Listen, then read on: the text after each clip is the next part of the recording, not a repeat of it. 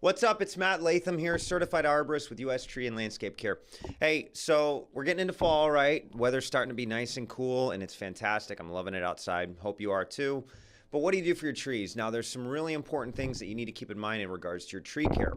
So let's go over them. So the first one is you want to make sure you mulch your trees. Now, in the winter temperatures, a lot of the roots from your tree system that's near the surface can actually get damaged by the cold. So you want to make sure to put some mulch down right below, all around, as much as you can to out towards the edge of the canopy. I know a lot of you may not be able to because of our nice landscapes and all that, right? But you want to go and do as much mulch as you can. You want to go about 1 to 2 inches deep. And if you've got mulch there, go ahead and turn it and replace it with some other stuff.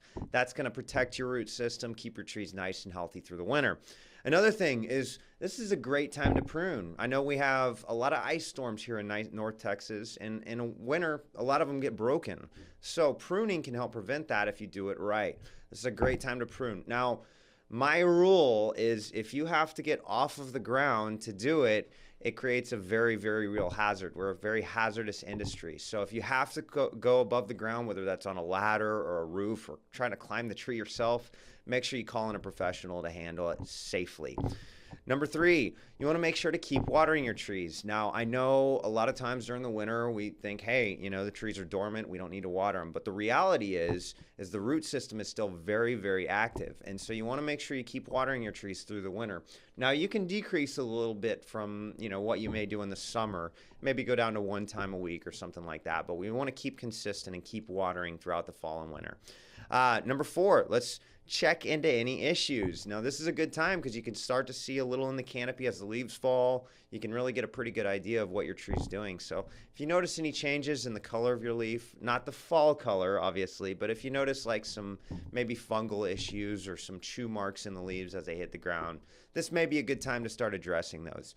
Again, if you need help identifying what's going on with your trees, call in a professional. You want to get a certified arborist out there to really help you ID what's going on so you can address it properly. Third thing is we want to start looking at fall fertilizations. Let's say you do check into your trees and you have an issue. Now, a lot of times, most issues are actually caused by some underlying stressors. So if you've got some stress going on in your tree, this may be a really good time to fertilize. The best times are in the fall and in the winter, right towards February, March time. But if you've got some issues with your trees, or you've got a conifer like a pine or a cedar, this is a great time to fertilize. And the last one is, they say the best time to plant a tree was 20 years ago. And the next best time is now. So fall and winter are really great times to plant trees because whenever you plant a tree during the summer, it's going to take transplant shock, but it's also going to take summer shock because it's really hot and the tree's trying to establish itself. Fall and winter time are really the best times to plant. And what's also great too is you're going to get something that's already developed a root system going into the next season, so you're going to have better success growing that tree. So again, if you need help planting your tree, if you've got a big tree you want to plant, call in a professional. Otherwise, this is something you can do yourself. Hey, thanks so much for watching. Hope you got a lot out of this, and I'll see you next time.